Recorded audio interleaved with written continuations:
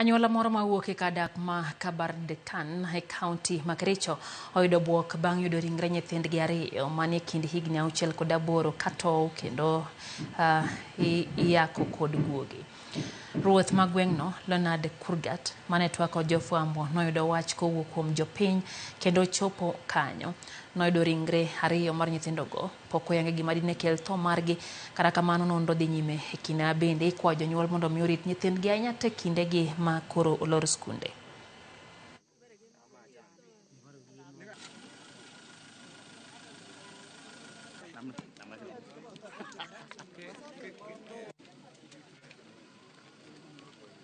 Sosio yao akakuja kuangalia.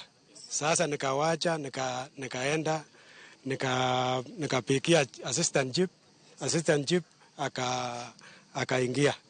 Sasa akaona sasa watoto sasa amefariki kwa simu ndani. Sasa sijui sasa wakati aliwekwa hapo. Nikaweza nikamjulisha OCS ambaye nilikuwa naye kwa ofisi, na hapo tukakuja mara moja. Kufika hapo tukaweza kuitazama, ambapo wananchi wachache pia walikuwa wamefika hapo, na katika ile hali ya kuiangalia vizuri tukagundua kwamba kuna miili miwili ya watoto ambao mkubwa wao ni msichana wa miaka 8 ambaye na mdogo wake ni kijana mfulana wa miaka 6.